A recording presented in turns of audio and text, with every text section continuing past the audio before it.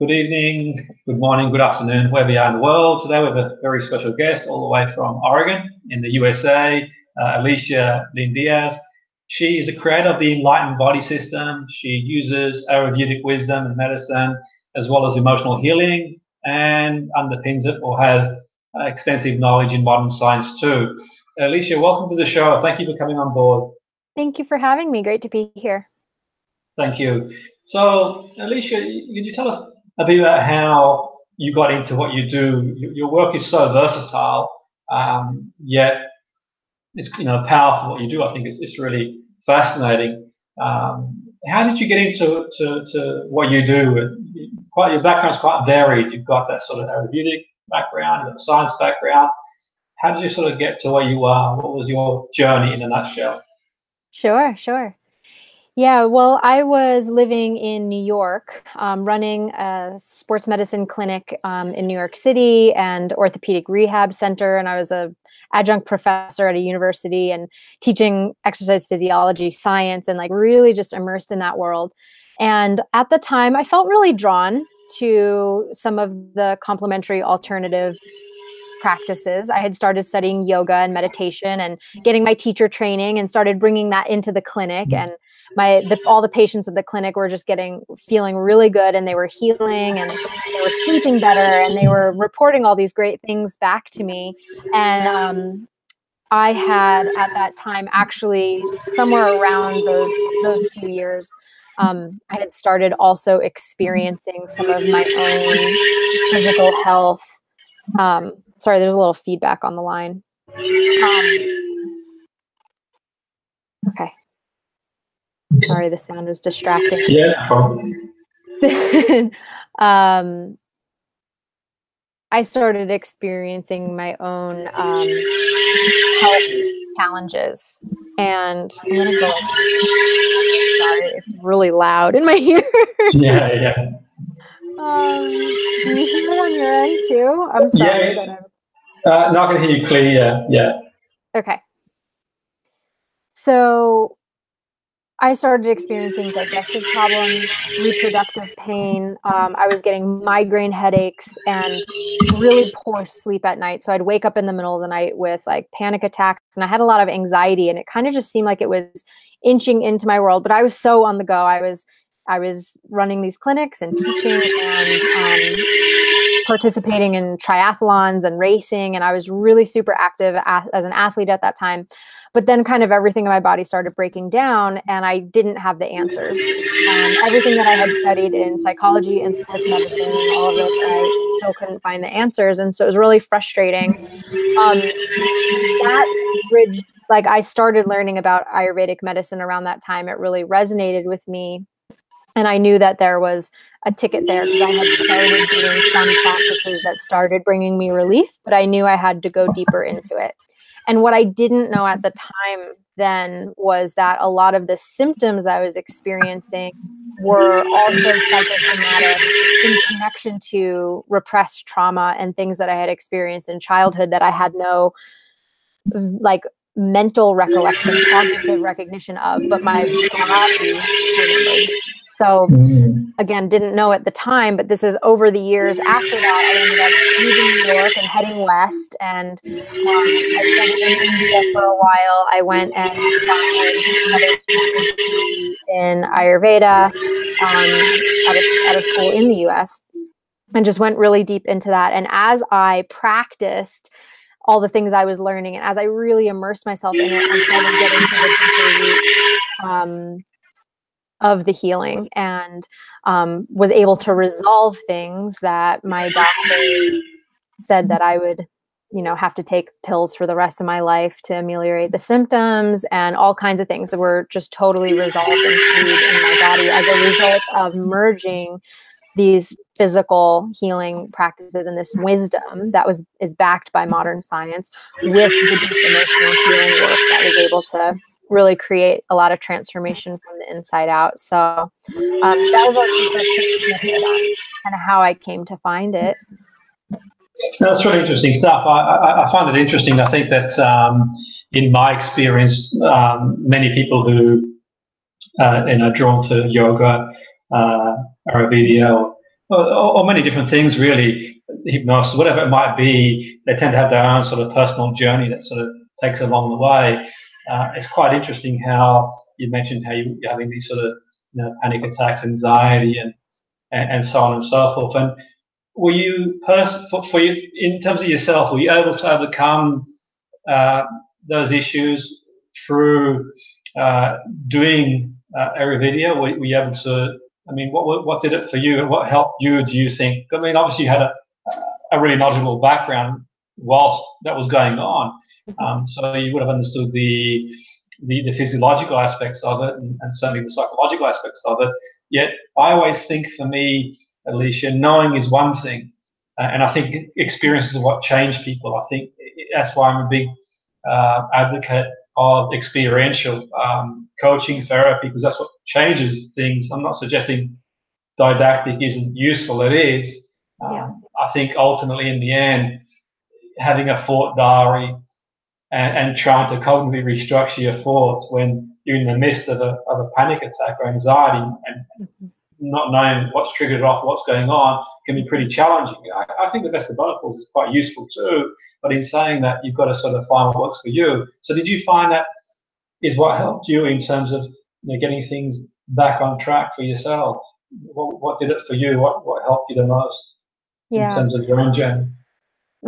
Well, there's a couple things that I didn't have, a couple pieces that I didn't have. So I knew a lot about nutrition at the time. I knew a lot about psychology and physiology, but these deeper wisdom pieces, the Ayurvedic wisdom pieces, were more specific around foods, diet, lifestyle, and when to eat your meals, the food combinations. So one of the digestive things that I was experiencing was IBS, like irritable bowel syndrome. And I had many, many food intolerances. So I couldn't eat wheat. I couldn't eat dairy. There was most foods I couldn't eat without having my stomach bloat out and feel like I was 5 or 6 months pregnant. Like, it was just a lot of distension, and I was bleeding when I was going to the bathroom. And then the doctor said that they couldn't find anything. Right. So this was a real frustrating situation for me to have such excruciating symptoms, and then for them to do colonoscopy and endoscopy and then be like, nothing's wrong with you, so to speak. So there's 6 stages of disease as Ayurveda looks at it. And in the first 4 stages, it's more subtle. And these can all be reversed, but Western medicine can only actually diagnose and pick up on stages 5 and 6 when they're the most manifested illness. So when I kept going to doctors, the doctors were like, nothing's wrong with you, because they're for what I personally had going on, I was at like stage 4, where their instrumentation and their diagnostics weren't refined enough to pick up on what was happening, where Ayurvedic medicine is much more subtle and can see the full holistic perspective of what's going on in the body and teach me the things that I needed in order to reverse backwards down those stages. So there were ways I was able to get my enzymes producing in my gut so that I was able to digest my food, where before, I was eating sporadically all different kinds of foods that were healthy, that were on my safe food list, that technically shouldn't have created the reactions that they did. But if I ate them at the wrong time or in combination with something that was incompatible, my gut would bloat. So there are certain pieces in Ayurvedic medicine that it teaches you how to get into rhythm and to sync up in harmony with the rhythms of nature. And it's kind of like, if you've ever surfed, it's kind of like surfing. Like you can try to paddle against the current, which is going to take a lot more effort, or you can, be wise and wait and listen to where the waves are and then catch that wave and ride it in. So like our gut and our energy levels and our hormones all follow rhythms like that are connected to nature, that once we can tune into that and teach our body how to live in alignment with that, everything becomes easier and all the organ systems start functioning in harmony with one another. And so those were some of the pieces that I had to learn in order to get my gut enzymes back in order to get my hormones balanced. Because like I said, I was also having reproductive issues and things around my cycle and painful periods. And that was actually in connection. The hormones were in connection to why the headaches manifested for me. So these are some of the actual physiological pieces, but they were more subtle practices that I needed to learn so that I can get my body in alignment with a rhythm that was thriving. And then to erase. So that's the first part of your question. The second part of your question is what really worked for me was being able to create that rhythm in my system, and actually it creates a safety in the nervous system. So, which then enabled me to release the trauma that was trapped. And so when there's like just visceral cellular trauma that the body remembers, but that the mind doesn't remember, it's clear that the conscious part of your mind doesn't remember. Your subconscious mind might remember it. So I see a lot of people doing subconscious reprogramming or trauma work to try to heal physical ailments, or just in general to try to up-level their life and create more vitality and healing.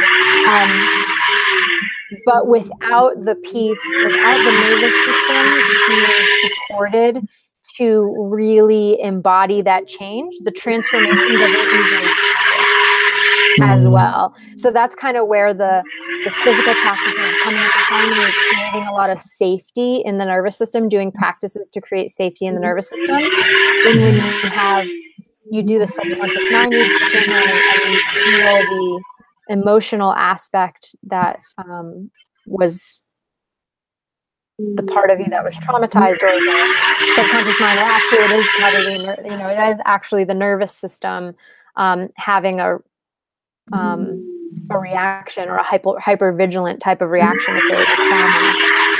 So having safety in the nervous system is the only thing that really allows it to repattern and rewire. So those were the two main things for me that made all the difference and allowed me to eradicate these illnesses and patterns, and be able to eat wheat again without a reaction, be able to eat dairy again, be able to eat the foods that I love, to be able to have energy again, because I was also I started really spiraling out in a lot of fatigue symptoms.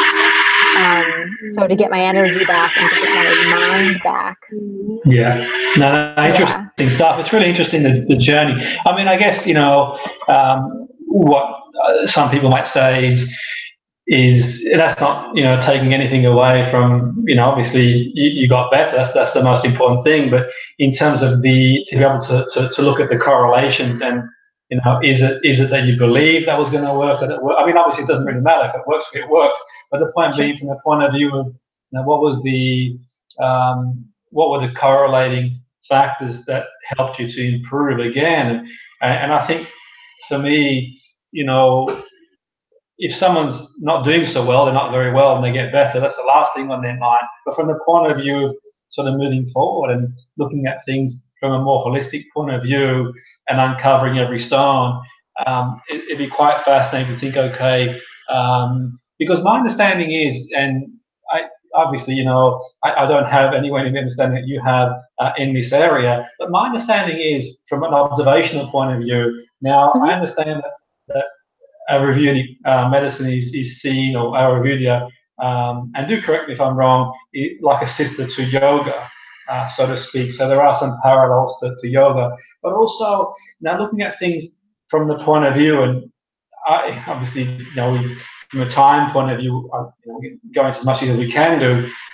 But I hear about the goals of Ayurveda, the goals, the dharma, the artha, the karma, the moksha. Now, for me, I see that as a closed system. I wouldn't say it's a reservation, because I'm one of them sort of people where I don't think that we know enough to rule anything out. I think we know too much to favor one modality.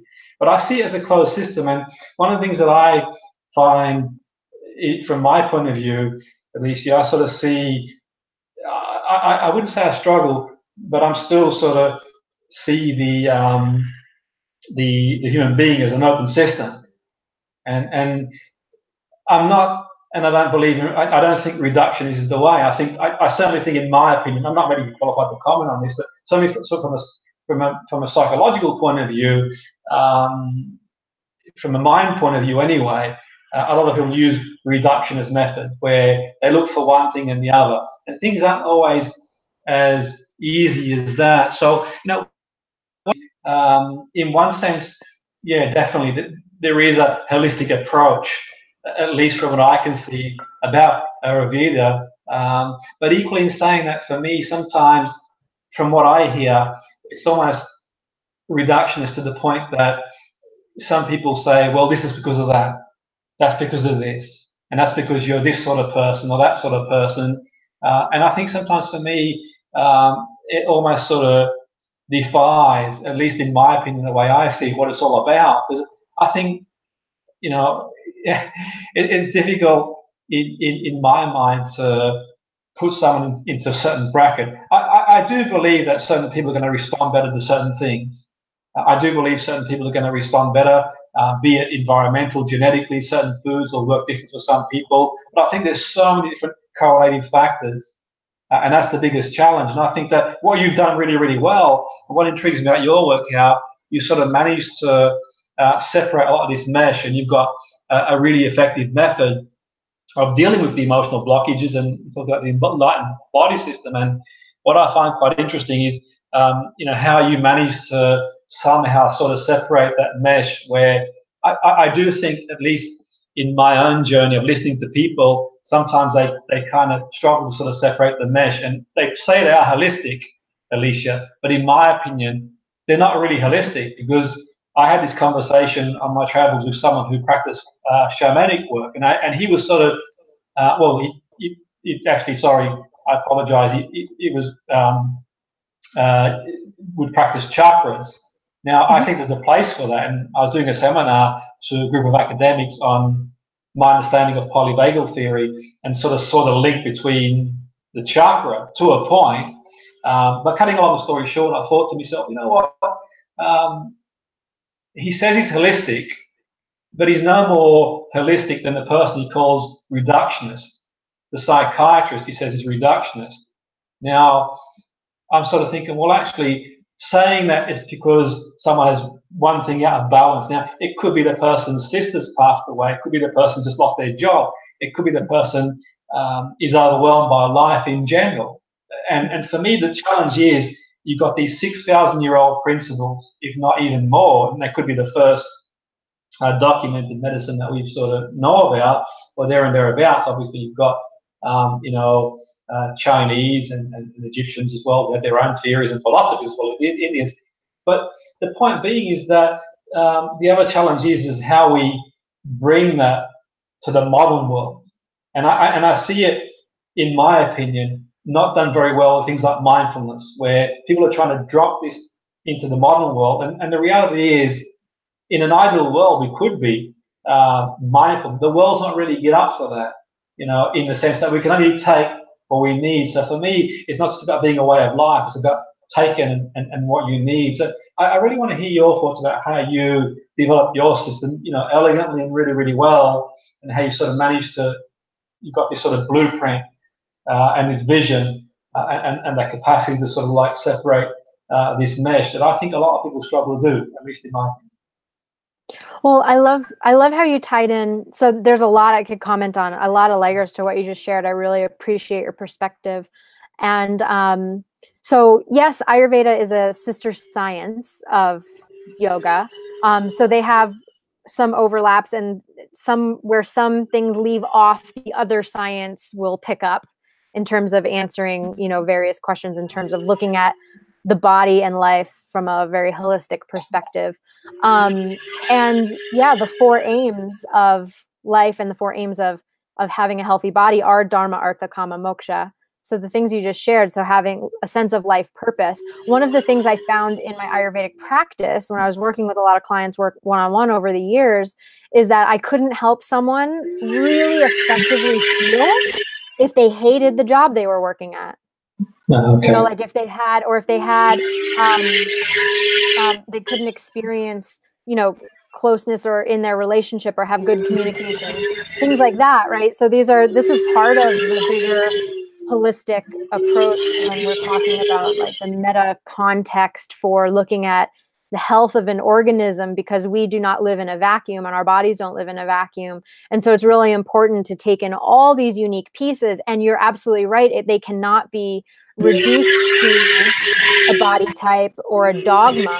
And I see Ayurveda being misinterpreted in that way quite a lot, oversimplified. So there's a lot of introductory teachings on Ayurveda that talk about, you know, the doshas and the body types, and, you know, how some of the this, like, if this then that type of scenarios, and just saying, well, the cause and effect kind of relationships, but they're very, very oversimplified. And when you first start learning Ayurveda as a student, you learn some of these initial layers and perspectives to just understand the very complex, beautifully complex interactions that these aspects of our physiology, how they interact with one another. So it's actually a lens that is the opposite of reductionist. But it also, because it is a complex science, a lot of the introductory teachings can almost make it feel dogmatic or watered down or oversimplified. And I didn't like that in the beginning either, the feeling like, oh, am I being put into a box, so to speak, right? So I think I'm bridging on a little bit of what you were sharing. So the truth is, can you please, well, actually, before I go down that road, can you remind me your original question? Yeah, I mean, a few things that I wanted to comment. Yeah, no, of course, yeah, no, definitely, and the question being, how do you manage to do that? I mean, does your background in science to a point, is it your own experience? It seems to me that your experience from speaking to you now has built a platform for you to be able to connect with people and understand that holistic process. And how do you, the question being, how do you manage to facilitate the process in a way that is effective for each individual? Yeah. Right. Yeah. So because every person is unique. Precisely, yes, this process does have to help them take that into account. So in the first phase of the Enlightened Body System, in terms of this process, there's let me back up. Even Ayurveda in and of itself, and most of what I teach is foundationally based in Ayurveda and modern science and emotional healing, right? So but Ayurveda is the primary lens that I do see the world through, in this holistic lens. But Ayurveda, the word Ayu means life. The word Veda means wisdom, and it can be translated to mean the wisdom of life, and it can be translated to mean your own wisdom of your life, the wisdom that you cultivate with yourself. And so it's sometimes translated, like my teacher translated Ayurveda to mean the science of self-awareness. And so the premise of the Enlightened Body System is actually systematically teaching people how to understand themselves in their life. So we go through a process of basically, it's kind of like starting from scratch in terms of creating a new slate, a new canvas in the body, in the mind, and in the nervous system. So we start with breath work. That is a sequential breath work. These breath work techniques are like a herbal formula. They're very specific in how they are structured, the order that you do them in, and then the progressions over weeks in terms of expanding both your lung capacity and the energy that can flow through not only your nervous system, but the subtle energy channels. So you're basically, it's like doing acupuncture on yourself without needles, right? So you're just helping the whole system calm down. You're helping your body access a level of relaxation, dilating the channel so that energy is flowing, so that you can really get more clarity in your mind and feel at ease in your body. So that process for everyone is a little bit different, but there are some phases that everyone goes through that they learn how to connect with their body in a way that they never have before. The way that they do is going to be unique for everyone. But ultimately, the result is connecting more with myself, feeling more grounded and centered in who I really am. As I release the tension out of my body, I'm able to access my higher mind. And that becomes really empowering. And then that builds a lot of the strength and resilience to move into the next phase. And then the next phase is we go through, in phase 2, we go through a series of subconscious mind reprogramming techniques that you can only access when there's enough spaciousness in the nervous system to not have the tension. Because if there's tension and if we're overthinking and stuck in our mind, we can't access the deeper recesses of the subconscious mind. So maybe there's some overlap here to what you do, because I know you specialize in like NLP and kind of like the subconscious mind, but there's some aspects of the technique that are similar to like visualization, meditation. We use meditation techniques and almost like I hesitate to use the term hypnotism because I'm not a hypnotist, and it's not hypnotism because there's no suggestion.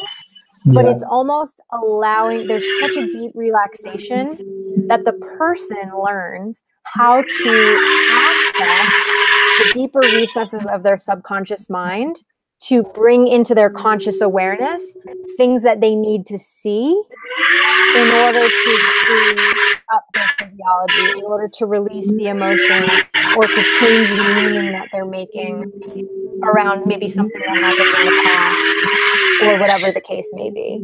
So that, again, is an individualized process. We do some archetype work with that.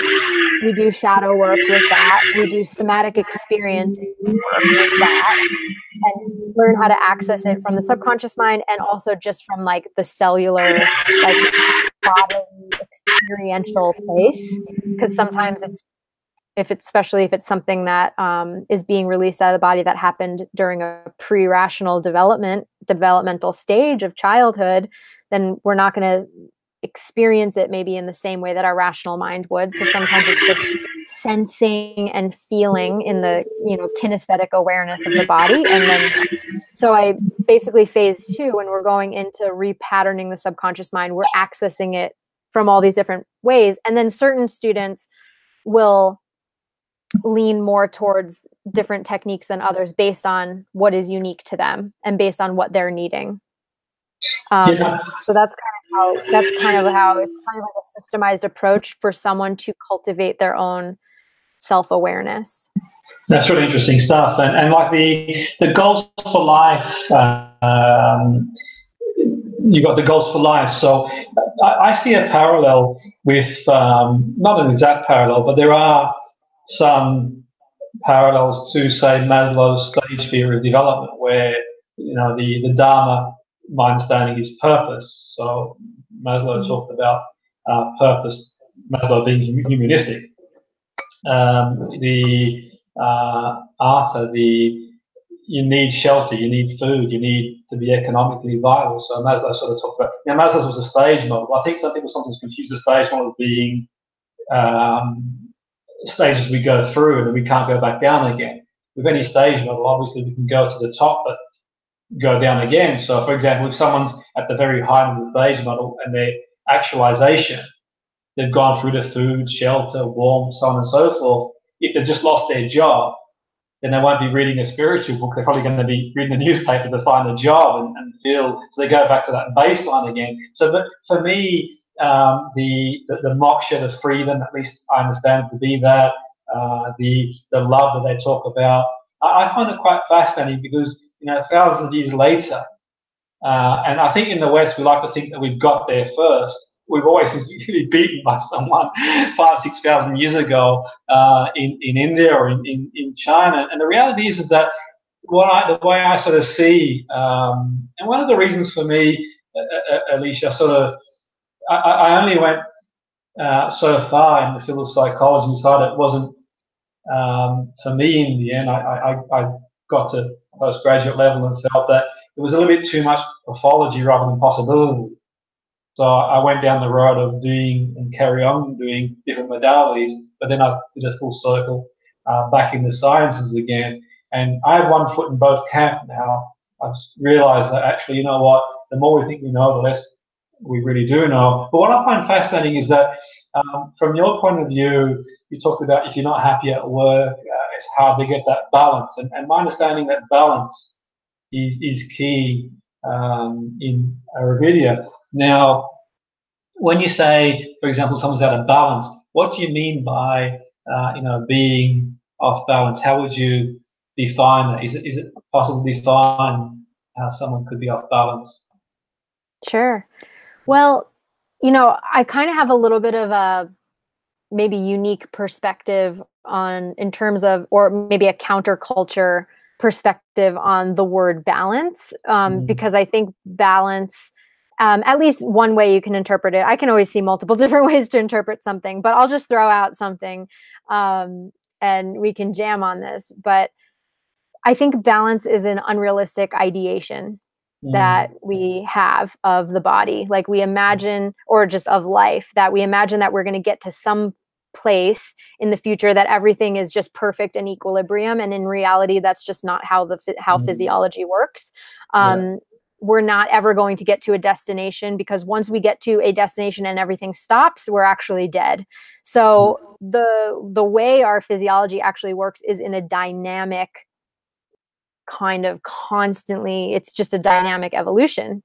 So you're constantly in flux, you're constantly in motion, everything is constantly changing, everything's cyclical. So in the same way, and these cycles are juxtaposed on top of one another like spirals. And so every in-breath and out-breath is the exact same cycle of every single night that we sleep. We're breathing in at night, the dark. During the day is a big exhalation. Our energy is going out, and then we go to sleep and our energy is coming in. And then the same thing over the course of a 28-day lunar cycle, especially because the lunar cycle is actually connected to women's sex hormones. So a woman's cycle is actually during the full moon, it's the exhalation, and there's more outward energy. And then during the new moon, it's like nighttime, it's like the in-breath. The energy gets pulled within and goes internal for her to be able to bleed. And then the same thing in the seasonal rhythms of a year. So in the winter is the big inhale. We go into hibernation. Everything's colder. We need more sleep. We need more fat in our diet, more protein and fat in our diet. And then we have a big exhale all summer long where the days are longer and there's more sunshine and there's more activity and more growth. So these rhythms and cycles are actually, we're constantly in flux and in flow. Our cells are constantly going through apoptosis. They are programmed to die, and then new ones are being born to replace them. And over the course of our life, every single morning we are reborn at the daylight, the dawn of a new day. And every single day is representative of our entire lifespan of life, of birth, life, and death, over and over. So these cycles are constantly dynamic, ever-evolving process. So we actually need to get comfortable with constantly surfing the waves of these rhythms, and there's never going to be, a perfect balance point. That being said, I know what you really mean by that term, which is, what is maybe a state of healthy, dynamic movement, and a state of imbalance, meaning something that's different than that because it's obviously not working and our body is giving us symptoms or signs that something's not working. So the way that you look at that is that every single human being every single one of us are made up of the same fundamental building blocks, but we are made up of those building blocks in a very unique ratio that's super unique for every single person. And that's where you start to hear things in Ayurveda about the doshas and your body type and your constitution. And people think there's only 3, but there's really infinite compilations, infinite different mixtures of these three, which are really like your unique thumbprint. Like every single person, so many people will have like circles or lines or arches, but every single person has a very unique way that those, are actually imprinted. So it's still unique for everyone. And there's 5 elements: ether, air, fire, water, earth. Your body is made up of the 5 elements. Your physical bone structure, the water, the fluid, the fire is your metabolism, the air is circulation and the movement, and the ether is just the space between everything that creates integrity of structure. So these 5 elements are in nature and they're in our bodies, but every single person has a unique constitution of this much air and this much fire and this much water, that kind of thing. And then there's functional ways that they interact with each other. So the first thing that if you want your body to come into balance that you want to understand is like, oh, here's my unique constitution. This is my baseline. It's this thumbprint, right? This is my baseline. Now, whenever an element gets in excess beyond that baseline, that's when you might have problems. So what I mean by that is, okay, maybe there's a person who has a lot of fire element in their body. So they have a high metabolism, or their body temperature runs high, or they have a very sharp intellect. They're very ambitious and driven, and they're good leaders, right? These are just characteristics of some people that have a lot of fire element, a higher ratio of fire element in their body. Now, when that fire becomes pathological is when it is higher than the normal ratio for their body. That doesn't mean that person shouldn't be passionate and, fiery in some ways, but when it's in excess in their physiology, that could show up as hives or rashes or skin irritation or sun sensitivity, light sensitivity. That could show up as inflammation. That could show up as inflammation in the arteries, the capillaries in the body, which could turn to heart disease, or that could show up as inflammation in the joints and turn into rheumatoid arthritis, right? So there's lots of different ways that when you look at what's in excess, and if you're having a symptom of some sort, well, then you can look at what type of elements are characterized in the symptoms, and then what are the elements in the body, and then you work on bringing it back to a healthy baseline, again, through those rhythms and interactions that are constantly in flux. So knowing that, so if you have a high fire element in your body and you have a lot of inflammation, well, then you don't want to go running in the middle of the day in the summer because the body gets overheated. Or you might not want to do like a Bikram yoga practice every day in a heated, if you're having a lot of rashes or whatever. This is just a very basic example, but that's what I mean. So you want to do things that would help reduce the inflammation in the body, and keep the mind cool and serene, and maybe keep your exercise to the cooler parts of the early morning or the later evening, and do things that that support your physiology in the dynamic dance with the rhythms of nature, because that's everything's always in flux, but you can bring it back to your healthy baseline. And these that's really interesting stuff, and I think that you've explained that really, really well. Are these genetic? Are we born that way? Are we born with the archetype, or is it something that we've developed as a bit of both? I mean, how do we define? How do we define oneself in terms of something that we were born into the world that way? So let's say, for example, in the world of psychology, you've got the 5-factor model, and the suggestion is that if you are, for example, neurotic at 15, you're going to be neurotic more than likely at 50. If you are open, high open tendency at 15, you're going to be the same way 30, 40 years later. If you've got a high level of conscientiousness, then it's likely that you're going to do better in life in an adaptive way, and that's sort of going to carry all the way through. Is that the way that it works in Ayurveda? Are you born that way? Is it genetic? Is it environment? What's the sort of spectrum there? Yeah, that's a super great question. I love that. So there's a few different ways to look at the constitution, how it's developed.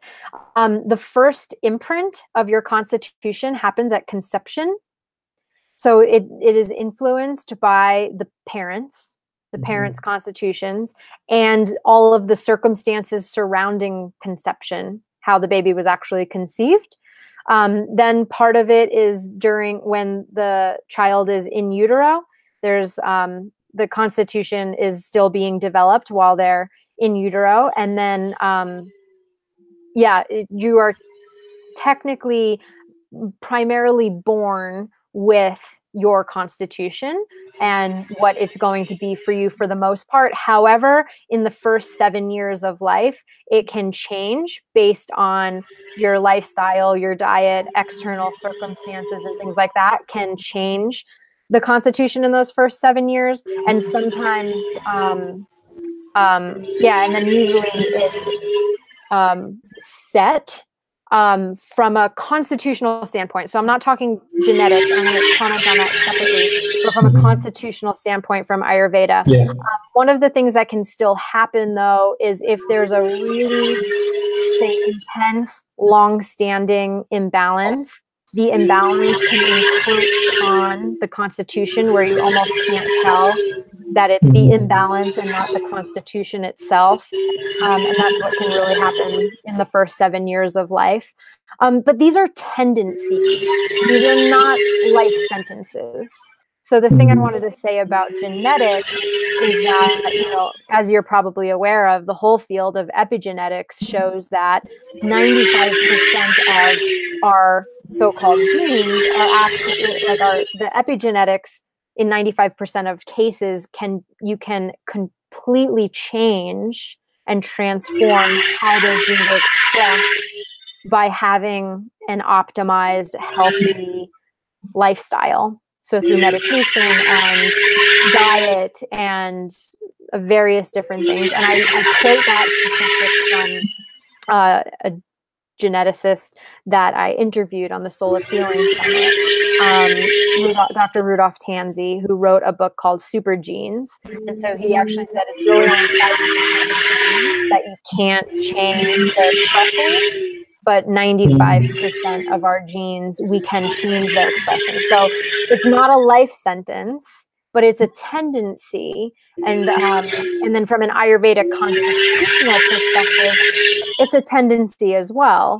And when oftentimes whatever someone's predominance is and their tendency is, that is the aspect of them that is most easily to go out of balance. So then they just learn through their self-awareness how their body, when they're really fine-tuned and they can really check in with their body and they have really calibrated intuition, they can sense when something is going to be supportive of them and when it's not going to be. And so they have like a more subtle connection to like how they're going to have a healthy expression in their physiology or in their mind, versus the things that just put them over the edge. And a lot of that is just we can look at the categories and show the tendencies through education just to give the mind a mental construct. And it ultimately comes back to you testing it in the laboratory of your own body and experience.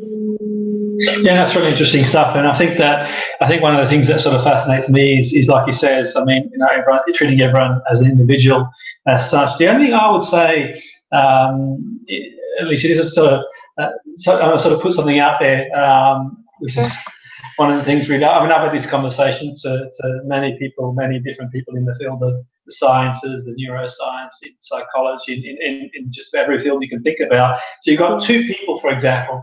You've got one person who drinks, who smokes, who drinks loads of caffeine, and you've got the other person who eats well, in the sense that, as we know, eating well is whatever that eating, however we constitute eating well being, they generally eat pretty well in the way we understand eating well is.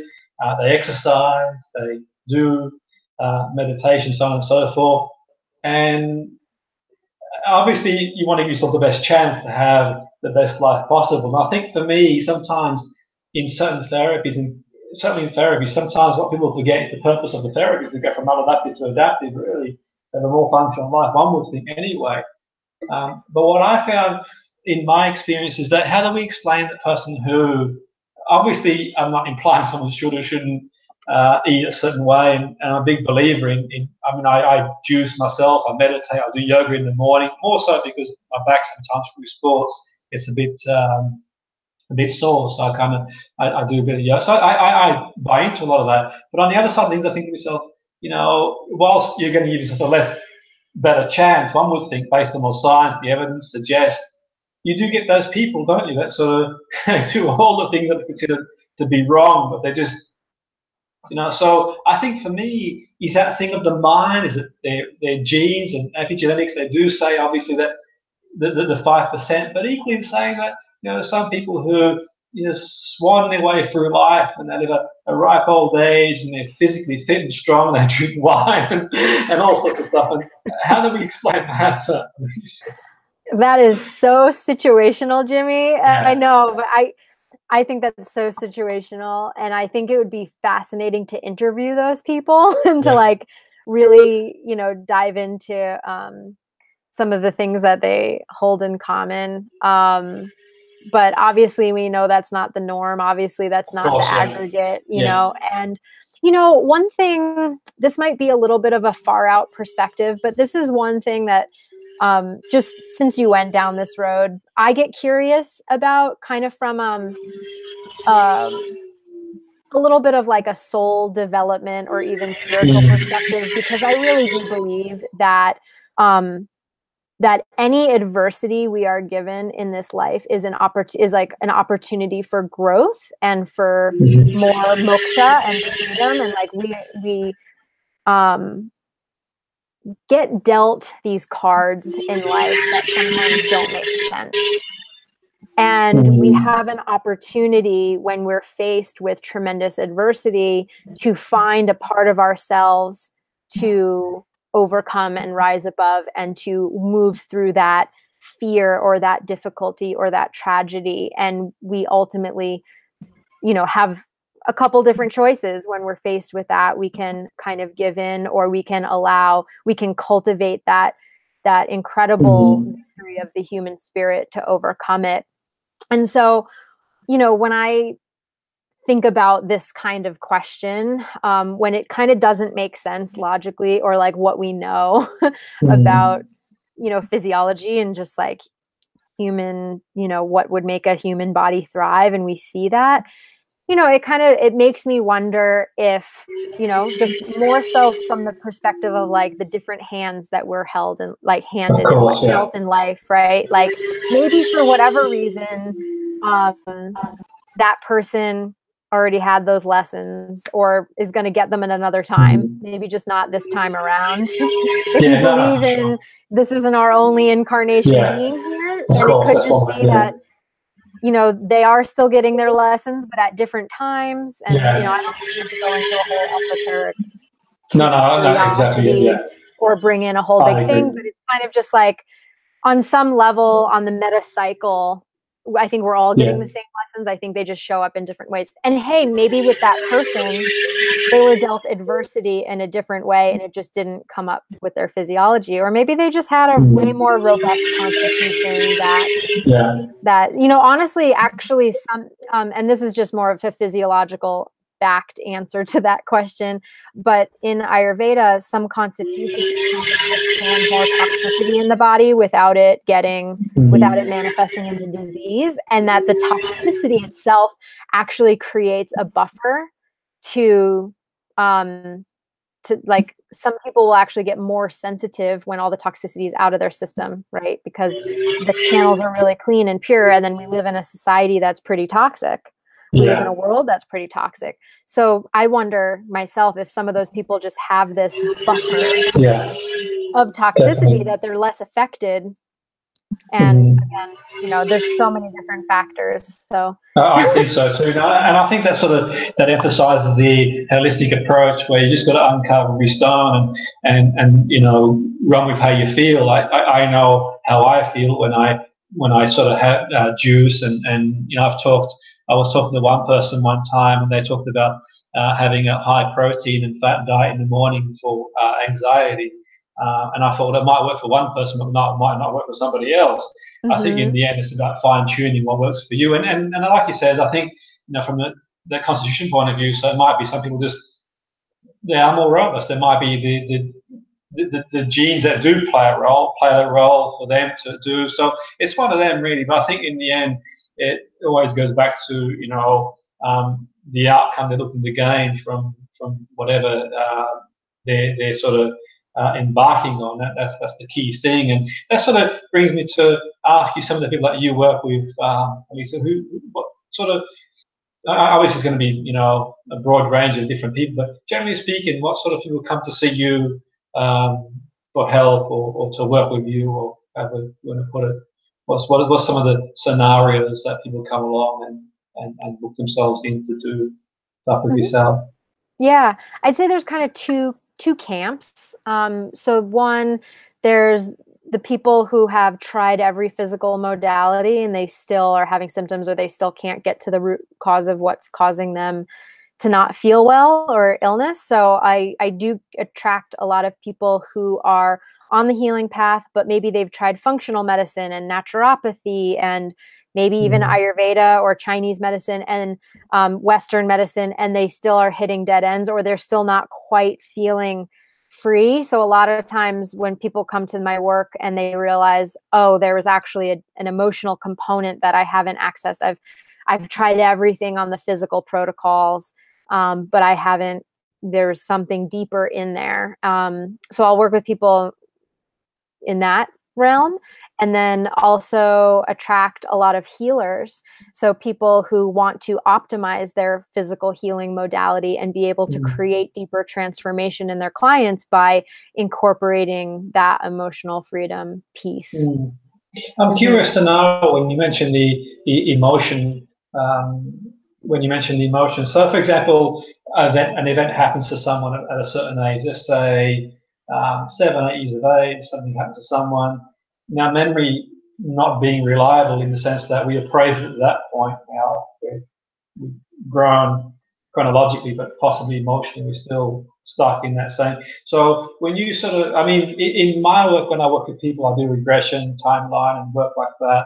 And I only work with people in that situation if it's in a controlled environment, by the way. But equally, it tends to work more on reappraisal. So, for example, someone might have a fear of swimming, and they might have experienced a situation as a 5-year-old in a swimming pool, and we can go back and do a regression and reappraise the situation based on the personality today. But it might be they very early on in life, even at a point where they can't really remember, to the point that they might have had a situation in the womb, or at 2, 3 years of age. Something will go back to past lives. Now, whether you buy into, or people buy into past lives or not, and I can't prove that it's true, I can't prove it's not true. So I always say to people, I do seminars on regression, if they go back, the purpose of me working with them is to help them with their behavior or emotion, not to prove as a tourist that there is a past life. I've always maintained that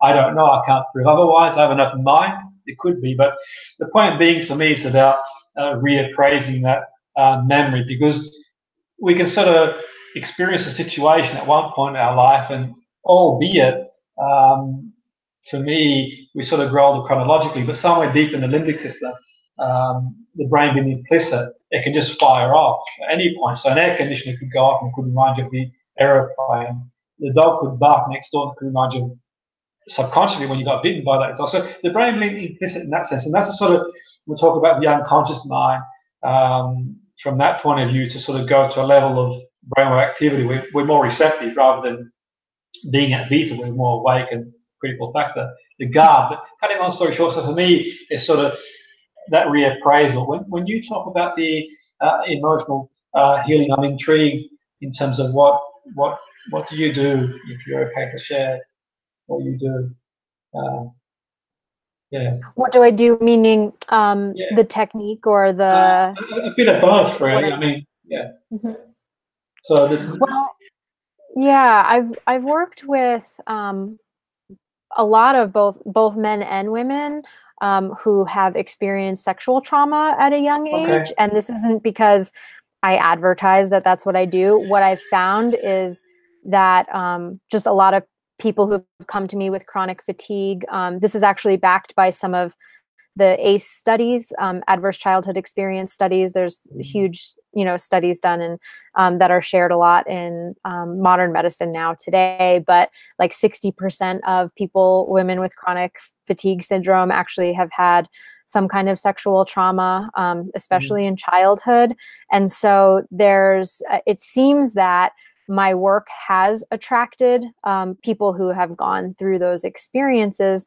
And not just sexual trauma. I'd say that's a very big theme, but also just unsafe family situations or emotional abuse in childhood, things like that have imprinted them at such an early stage to not feel safe, but they have developed as highly functioning adults, but then have basically experience some level of ill health or chronic illness or of pain and symptoms that has been kind of building up and put them in a position. So, I mean, I had one client who had ulcerative colitis in the distal part of his colon and was, just had ulcerations, couldn't eat anything without a tremendous feeling of like inflammation and fire and indigestion. He couldn't sleep. He lost a ton of weight. His business was suffering because of, his inability to like function. So he was just really down in the dumps. And it really turned out that there was lots of these just underlying emotional pieces and also very real physiological and nutritional and all the things that Ayurvedic medicine and the wisdom of that system teaches in terms of healing the gut. So we worked on all of those levels in terms of just supporting the physical body to heal the ulcerations so that he didn't have to be on this $800 a month medication for the rest of his life, and then be able to help create safety in the nervous system and repattern the subconscious mind to not react to the external world from the inner child perspective, from the wounded child perspective. So there's a lot of the work that I do helps to teach people how to reparent their inner child from the way that they never felt safe or cared for or secure in their childhood. So we all have a child part of us that we're still carrying around with us. And there's a joyful aspect of the child that just likes to be playful and that talks in baby voices with our spouse or loved ones, like, that feels playful and that kind of thing. And then there's like the real sensitive part of us in whatever ways that our needs weren't met as a child, or we actually had the line crossed and were somehow emotionally or physically or sexually abused. That person then learns how to hold their inner child the way that they never were held through that experience. So again, creating safety and essentially reparenting themselves. That's really interesting stuff, because I think that's really interesting stuff. And also trauma can come through abandonment as well, one would think. So they didn't have the parents there. And sometimes, certain people didn't have anyone they felt safe around growing up. And I think that's why I think sometimes, as much as I like things like mindfulness, and I've written a manual on mindfulness, and I sort of advocate its use, I think that certain people don't really understand the concept. It's not going to work for everybody.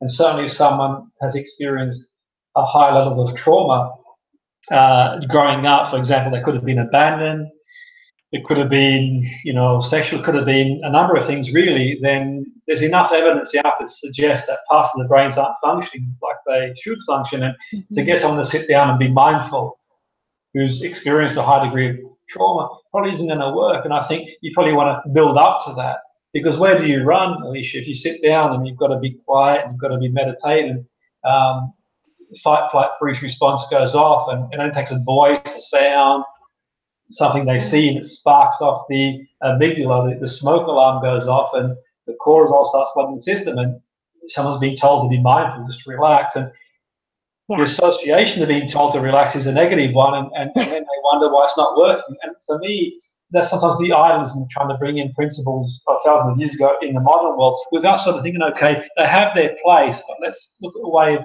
integrating them, and let's deal with everyone individually, which would make a lot of sense to me. But do you find that the work that you do, when people can sort of free themselves subconsciously from some of these, and I find yoga, by the way, in my experience, in my understanding, some of the research I've done over the years has been one of the most effective ways of dealing with trauma. But that's another story for another day. But the point being is that you find when people sort of deal with the emotion, things sort of start to fall into place. The so-called balance things. Sort of talk about balance, which is difficult to define, but equally, sort of things tend to move in a better direction. They experience life a bit more full. Yeah, but that's interesting stuff, and I'm mindful of time now. It's been kind of you to join us. In terms of your work, is there people who are sort of listening in? And I know we've only covered a small proportion of it. Obviously, the whole ocean, it's a drop in the ocean. I know that is a lot more precise. I found it fascinating. I think that the work you do is really interesting and fascinating. Is there any way people could sort of get in touch with you? Alicia, do you have any, like the social media things, or anyone like watching who wants to maybe send you an email, who wants to know more about what you do? Yeah, sure. Well, at alicialyndiaz.com, there's some free resources there, and they can connect with me there. If you want to write me an email, hello@alicialyndiaz.com, you can write me, and my assistant will check that inbox if you have an inquiry, a personal inquiry around any of the work. But we do have the next round of the Enlightened Body System opening up this fall. So if you feel called to just learn more about the work, you can go to alicialyndiaz.com or email me at hello@alicialyndiaz.com. Yeah, no, it's interesting stuff, and also sort of just to add that anyone listening, in terms of is sort of, we've covered a broad end of the spectrum here, and you've been kind enough to share some of your experiences of what you've done, the work you've done with people, which is amazing. But equally in saying that anyone sort of watching or listening or both, I would always recommend they sort of, if they have any of the issues that we've talked about this evening, see the appropriate person. All you can do is, from this point of view, is share your experiences, each individual being different. It's always important that they realise this is educational, informative, and if they want to take the work further, then certainly get in touch with yourself. But from the point of view of listening to the way you've helped someone, that individual would be based on that individual. So what works for one person might not work for somebody else. So I would certainly advocate that from an education point of view, there's so much to take away, and watch it again and go through the other resources you've got too to learn a lot more. If anyone out there requires help, then certainly go see the appropriate person, whatever issue they have, and also certainly get in touch with yourself and decide what the appropriate to what you. I want to thank you again, Alicia, for coming on board the show. It's fantastic.